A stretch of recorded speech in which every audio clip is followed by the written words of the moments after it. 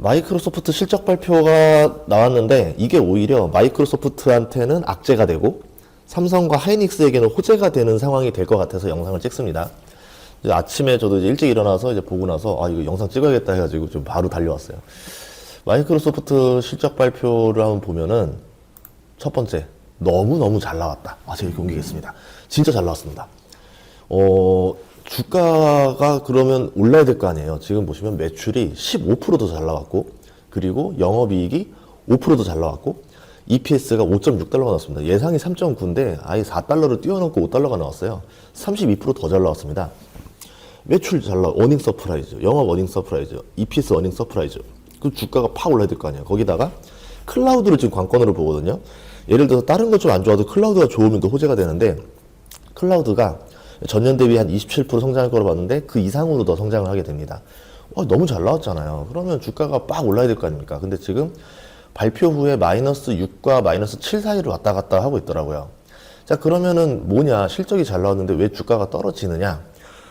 투자자들은 보통은 그렇게 생각하죠. 실적이 잘 나왔으면 당연히 주가가 잘 나와야지. 뭐 가이던스가 크게 나쁜 것도 아니고 이게 뭔데 이렇게 생각할 거 아닙니까? 그게 당연한데 하나가 뭐였냐면은 오게티라고 할까요? 그러니까 흑백요리사에서도 보면 안성재 셰프가 너무 맛있는데 뭐 걸리는 게 하나 있다. 이건 되게 미세할 수 있는데라고 하면서 뭐 하는 말이 있잖아요. 그러면서 결국 뭡니까? 탈락입니다. 이렇게 말하잖아요. 그 미세한 거 하나가 투자자한테 굉장히 찝찝하게 다가오는 거예요. 그거 하나 때문에 내가 지금 일주일 동안 7% 올랐던 주가를 받고 더 올려줘야 되는데 그렇게 하기에는 지금 이 미세한 거 하나가 지금 너무 찝찝합니다라고 하는 게 그 투자입니다. 이게 뭐냐면요. 예상보다 더 많이 투자를 한다라는 것 때문에 그런 거예요. 그러니까 지금 거의 30빌리언 예상 투자를 생각하고 있어요. 그러니까 투자자들이 예상했을 때는 23.8빌리언 정도를 투자할 거라 생각했는데 훌쩍 뛰어넘는 25%나 더 추가 투자하는 거의 뭐 6빌리언 더 올라갔죠. 그걸 투자하겠다라고 하니까 그러면 조금 생각이 달라지지라고 하는 거죠. 자, 6빌리언만큼 투자가 늘어나면요. 이익이 그만큼 줄어들 거 아닙니까? 당장의 이익이. 근데 사람들이 이렇게 생각하죠. 아니, 투자가 왜 이익이 줄어드는 행위냐? 투자라는 거는 지금 투자를 해서 몇 년 뒤에 이 사업이 더 잘 돼가지고, 뭐 데이터 센터 지면 2년은 걸리니까.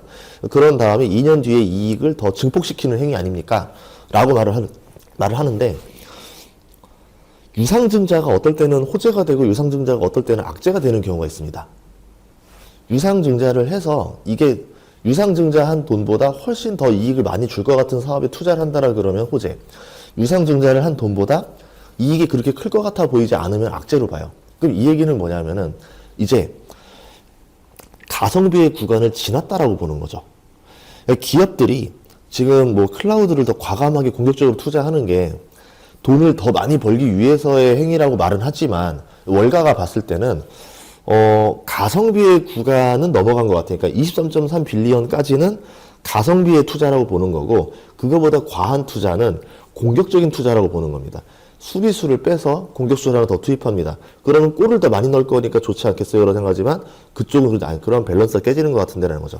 당장의 이익도 지키면서 앞으로의 이익도 개선시켜 나가는 작업을 좋아하는데 당장의 이익을 눌러버리고 향후의 이익을 좋게 하겠다는데 이게 과하게 투자한다 하면은 예를 들어서 1빌리언 투자했을 때 뭐 1빌리언 투자해서 4년 안에 회수할 수 있다. 이 가성비의 투자로 치면은. 근데 이제 그 이상부터 했을 때는 1빌리언 투자해서 투자 회수 기간이 5년에서 6년까지 걸릴 거다 보는 거죠. 그러니까 투자 수익률이 떨어진다. 우리를 치면은 그 초과 투자분에 대해서는 영업이익률이 나빠질 거라고 해석을 한 것 같아요.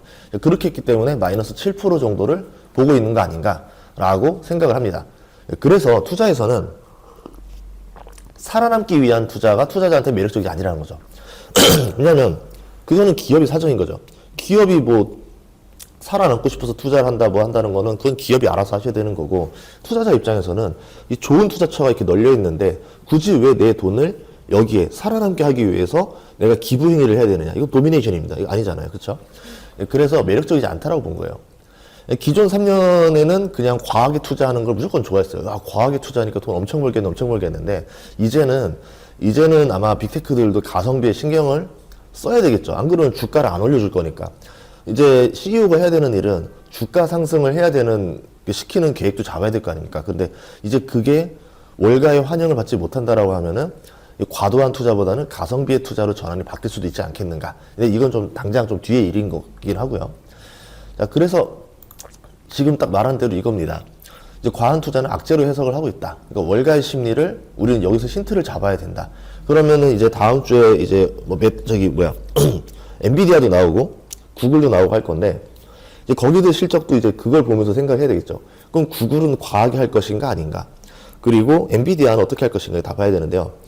구글이 가장 대표적입니다. 마이크로소프트와 이제 구글과 아마존인데 특히 지금 구글과 마이크로소프트가 둘 중에 하나는 살아남는 게임을 시작했어요. 그럼 마소 입장에서는 구글 때문에 굉장히 긁힌 거예요. 구글이 최후의 생존할 가능성이 훨씬 더 올라갔습니다. 그러면서 구글 주가가 한 달 동안 엄청나게 올랐잖아요. 랠리를 펼쳤는데 그러면서 마이크로소프트는 이제 경계를 한 거죠. 야, 그러면 구글 말고 우리가 승기를 잡아야 된다. 구글은 TPU부터 수직 계열화를 다 했는데 마이크로소프트는 수직 계열화가 안 돼 있잖아요. 우리가 너무 오픈 AI에 의존했던 거구나. 또 이걸 좀 의존하는 걸 좀 버리고 스스로 뭔가 하려고 할 거고 칩에 대해서는 뭐 한 박자 놓쳤으니까 이거는 어쩔 수 없다 생각할 거고 그러면은 클라우드라도 시장을 잡아야 되겠다라 생각하면서 그렇게 들어갈 수 있습니다.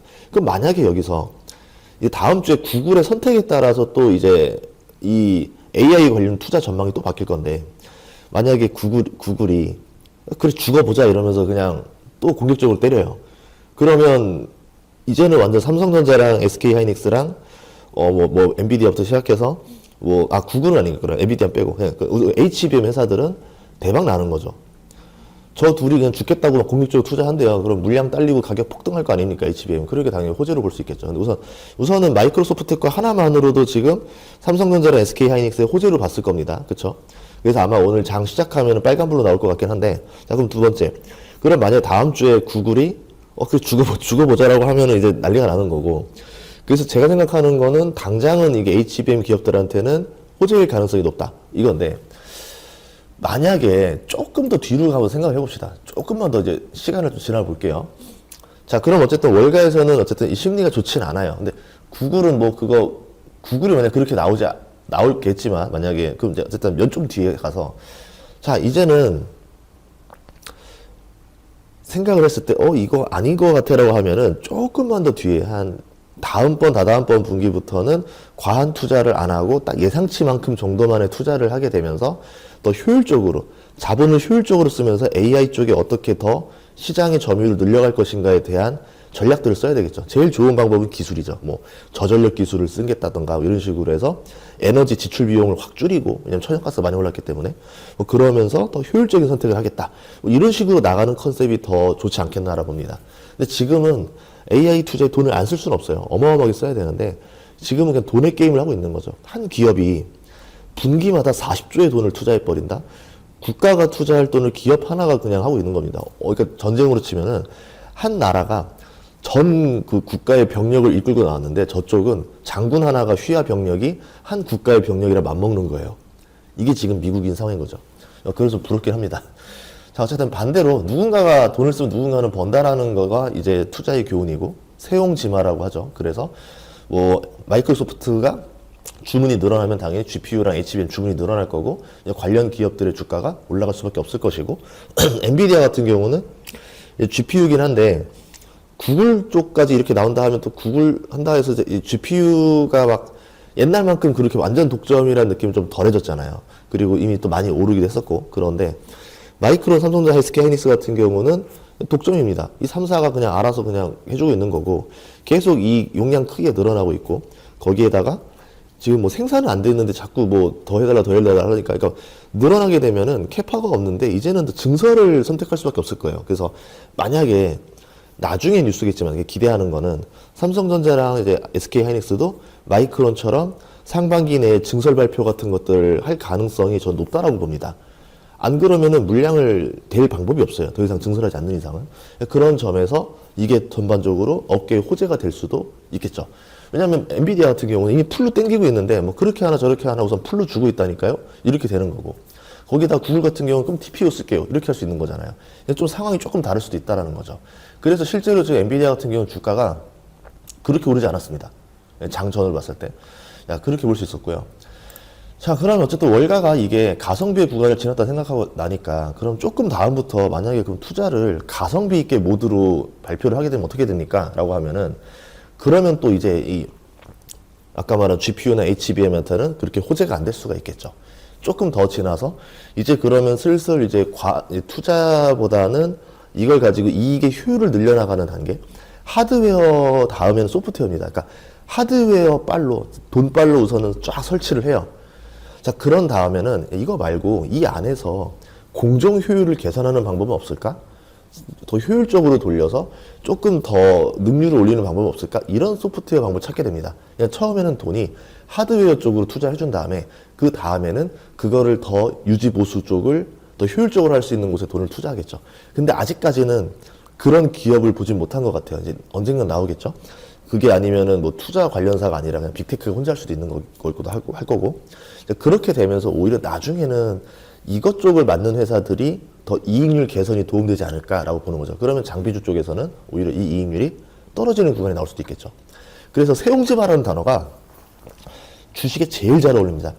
좋은 게 나쁜 거고 나쁜 게 좋은 겁니다. 내가 이익이 잘 나니까 결국은 저쪽에서 언젠가는 우리 이익률 때문에 뭔가 자기들이 다른 꿍꿍이를 준비하고 있을 거고 그게 터지면 악재가 되는 거고 반대로 내가 너무 나쁘다 보니까 경쟁사들도 준비를 안 해가지고 생산 능력이 없는 상태에서 갑자기 호재가 터지니까 가격이 말도 안 되게 올라가지고 대박이 나는 거고 그래서 오히려 악재가 호재가 되고 호재가 악재가 되는 게 주식이기 때문에 너무 호재만 따라다니면 안 좋을 것 같다. 차라리 지금 나쁜 업종들을 좀 찾아보는 방법 아니면 아직까지 이렇게 돈의 흐름이 넘어갈 건데 아직 여기에 대해서는 기업이 뭐 떠오르는 게 없는 아직 아무도 찾아내지 않은 이런 데를 먼저 들어간다던가 이런 방식으로 하면 좋을 것 같아요.